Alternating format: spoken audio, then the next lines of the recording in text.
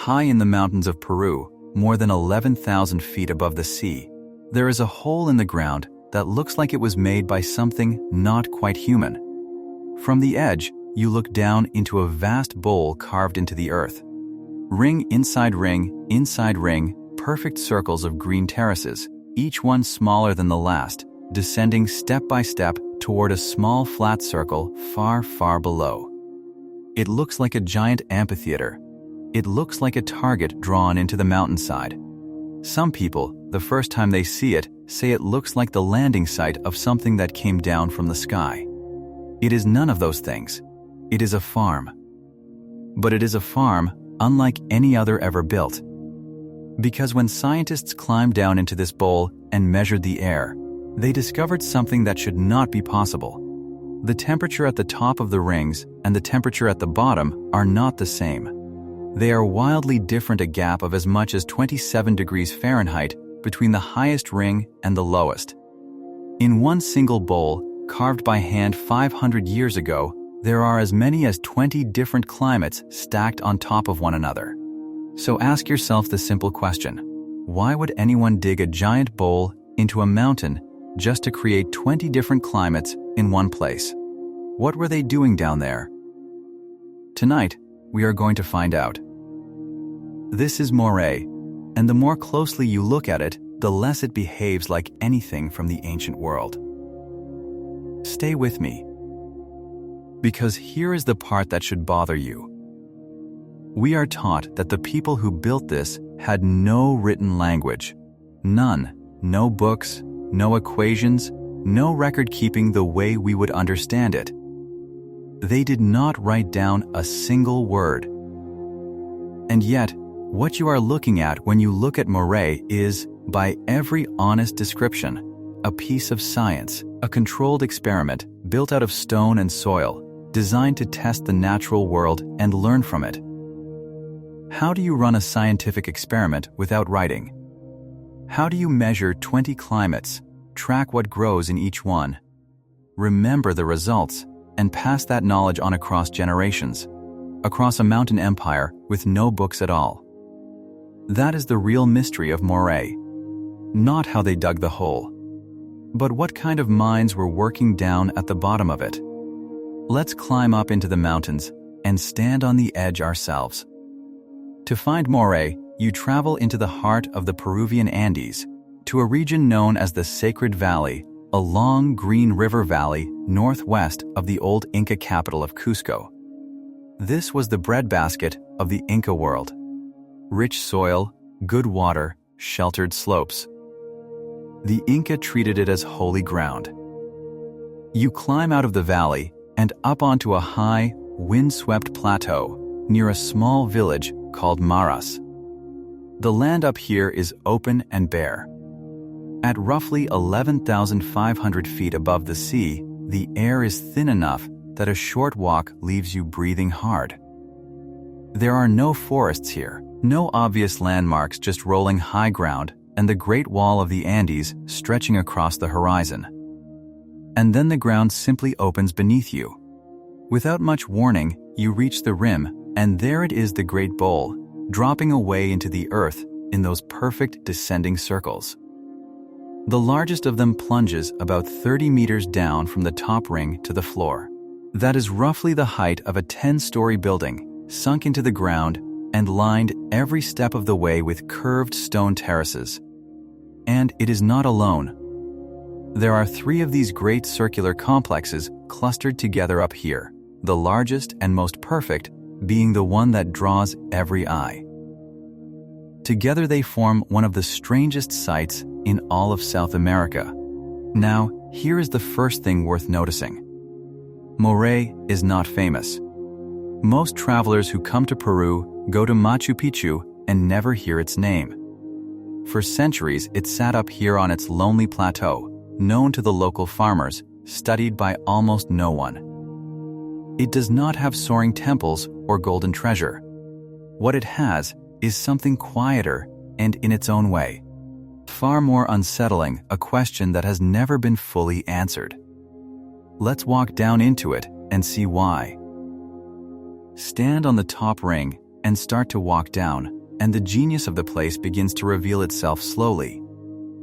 Each terrace is a curved wall of fitted stone, holding back a flat ring of soil, with the next terrace stepping down inside it. To move from one level to the next, the builders set small projecting stones into the wall's flying stairs, jutting straight out of the rock so a person could climb up and down the levels without a ladder. They are still there today. You can still use them. The rings are not random. They are laid out with real care, each circle nested inside the last, the curves smooth and deliberate. From the floor at the very bottom, you look up and the world has narrowed to a circle of sky directly overhead, ringed by green steps climbing away from you in every direction. It feels less like standing in a field and more like standing at the bottom of something built for a purpose you don't yet understand. And that feeling is correct. Because everything about this design, the depth, the circular shape, the way it faces the sun and shelters from the wind, was chosen. None of it is accident. The builders were not just carving a pretty shape into the ground. They were building a machine. To see what that machine does, we have to talk about the temperature. And this is where Moray stops being beautiful and starts being almost impossible. Here is the central fact, the one that every visitor is told and almost no one truly absorbs. If you stand on the highest ring of the Great Bowl and measure the temperature, and then you climb all the way down to the bottom ring and measure it again, the two numbers can differ by as much as 15 degrees Celsius. In the measurement we use, that is about 27 degrees Fahrenheit. Let that land for a moment, because it is genuinely strange. We are not talking about two different mountains or two different seasons. We are talking about the top and the bottom of the same hole, separated by the height of a 10-story building, and the air down there can be 27 degrees warmer than the air up here. How? The shape does it.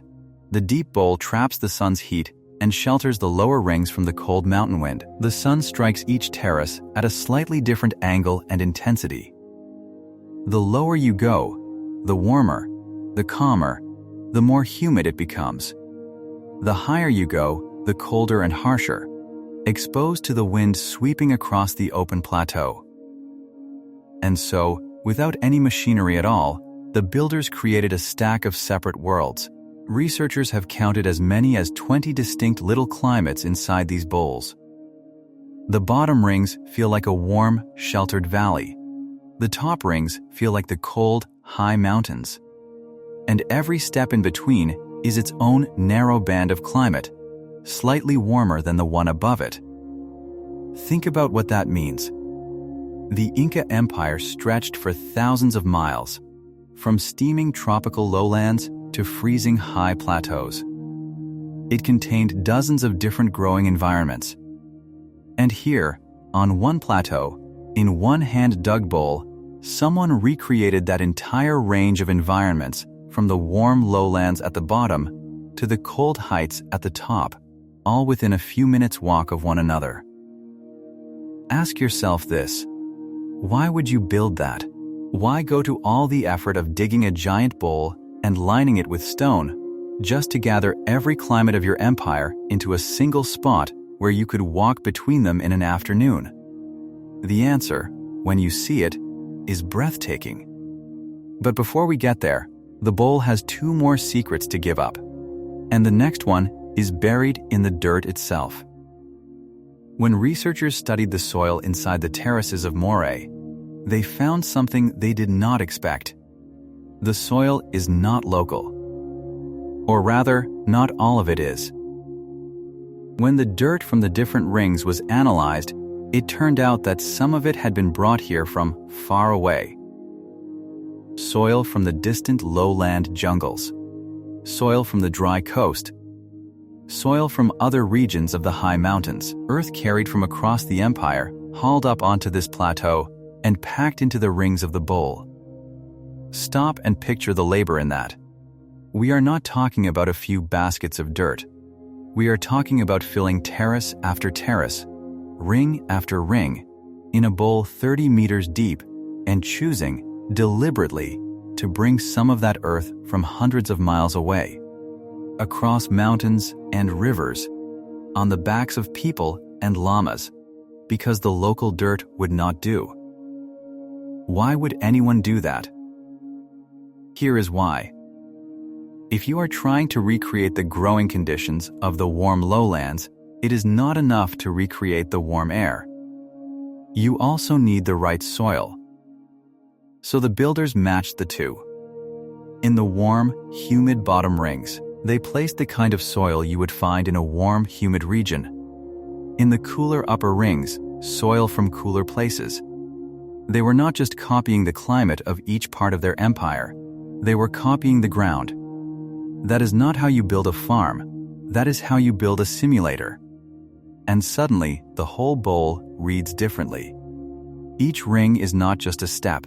Each ring is a recreation of a specific place, its temperature, its sunlight, its wind, and its very soil stacked one above the other, so that a single person, standing in this one bowl, could move from the climate of the jungle to the climate of the high plateau in the space of a few steps.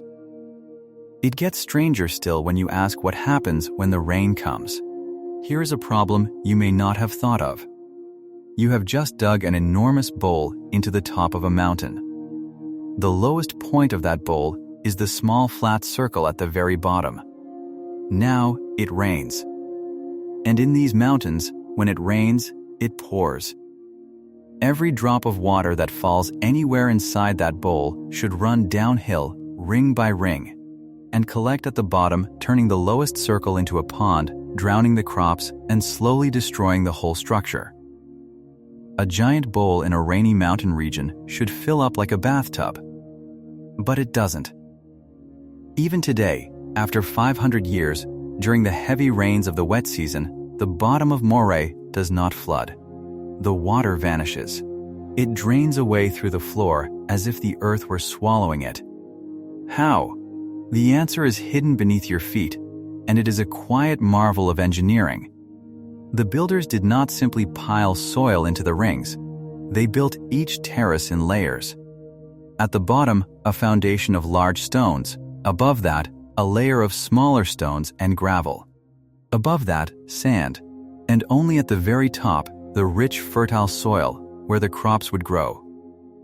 Water falling on the surface soaks down through the soil, through the sand, through the gravel, and into the deep stone foundation, where it drains safely away into the mountain instead of pooling on top and rotting the roots.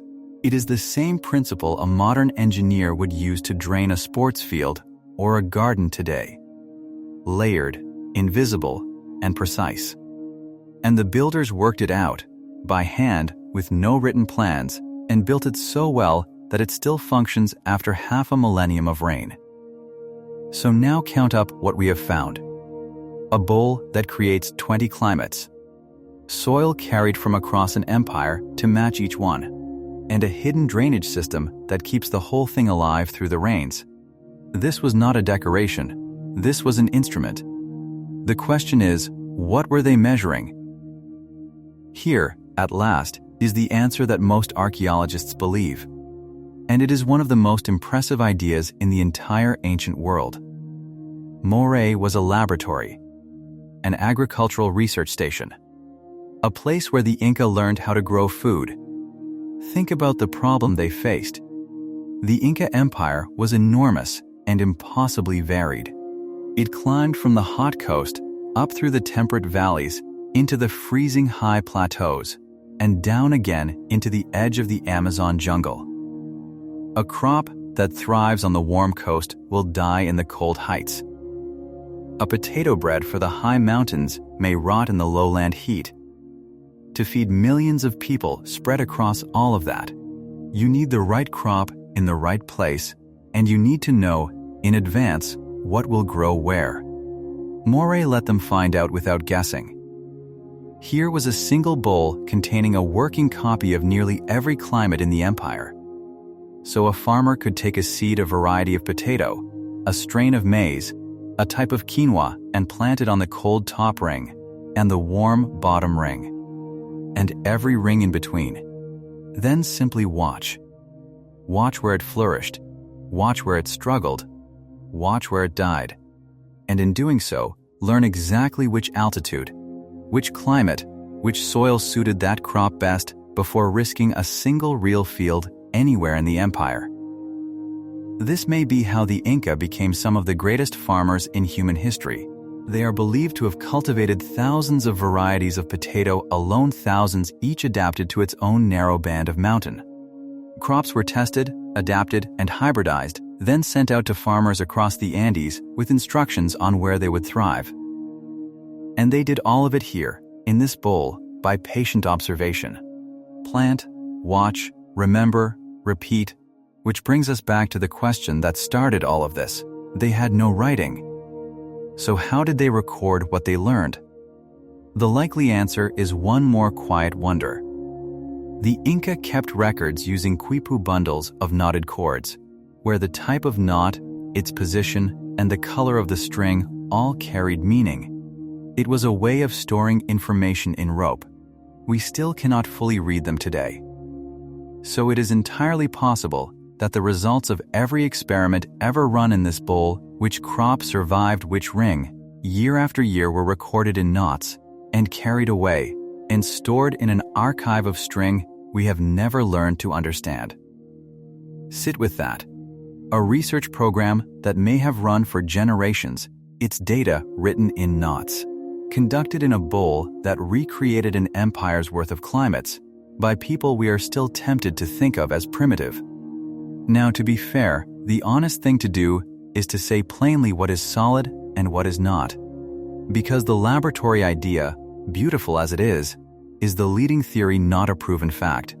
And Moray keeps some of its secrets even from the experts. For one, no one wrote down what this place was for. There is no inscription, no record, no ancient account that says this is our crop laboratory. The laboratory idea comes from reading the evidence, the climates, the soils, the design, and drawing the most sensible conclusion. It fits the facts beautifully. But it is an interpretation, and a careful person should hold it as such. Some researchers suggest the bowls may have had other purposes as well. The amphitheater shape, the descending rings, the sense of standing at the center of a sacred circle. Some believe Moray may also have been a ceremonial place, a temple to the earth and to the cycle of growing things, honoring the Inca goddess of the soil. In a culture where farming and worship were deeply woven together, it may have been both at once a laboratory and a temple in the same bowl. And there is one more open question, the one that echoes through so many of these ancient places. Who actually built it? We credit the Inca, and the Inca certainly used it and perfected it. But some researchers believe the lowest rings of Moray may be older than the Inca themselves, that an earlier mountain people, centuries before, began carving these bowls, and that the Inca inherited the work and expanded it. If that is true, then Moray is not the achievement of a single empire, but of a tradition of mountain knowledge stretching back far deeper in time than the textbook chapter that claims it. We do not know for certain. And that uncertainty is not a failure. It is the honest edge of what the evidence can tell us. But notice what survives all the doubt. Whatever its full purpose, however old it truly is, Moray is a place where ancient people shaped the earth itself into an instrument for understanding the natural world. That much, the stones make undeniable. So step back now and look at the whole bowl one last time. A giant target carved 30 meters into a mountaintop. 20 climates stacked from top to bottom. Soil hauled in from across an empire to match each one. A hidden drainage system that has outlasted 5 centuries of rain. And, most likely, a program of patient experiment that helped feed millions of people across the most vertical empire the world has ever known. We like to imagine that science, real science, the testing of ideas against the world, is a modern invention. Something that came with books and laboratories and machines and men in white coats. Moray quietly disagrees, because here is what these silent rings are telling us. Long before microscopes, long before the printing press, long before a single word of any of this was written down, people standing on a cold plateau in the Andes looked at the world, asked a question, built an instrument to answer it, and learned. They did it with stone and soil and water and rope. They did it with their eyes and their memory and their patience. And they did it so well that we, with all our technology, look down into their bowl and feel a kind of awe we can't quite explain. Maybe that is the real lesson of Moray, not that some lost civilization or visitor from the stars built it, but something humbler and far more moving, that the ancient people of these mountains were thinkers. Scientists, in every way that matters, working without any of the tools we think science requires, and that we have spent a very long time underestimating just how much the human mind could do, long before we started writing it down. The bowl is still there, the rings still hold their climates, the water still drains away when the rains come, and the knots that may have recorded its secrets are still waiting, somewhere, for someone to learn to read them. The mountain is in no hurry. It has kept this secret for 500 years. It can wait a little longer for us to fully understand it. So now, I want to hear from you. What do you think Moray really was? A crop laboratory? A temple to the earth? Something we haven't even guessed yet. And here is the question I keep turning over. If a people with no written language could build a working science experiment out of stone, what else were they capable of that we've simply forgotten? Drop your theory in the comments below.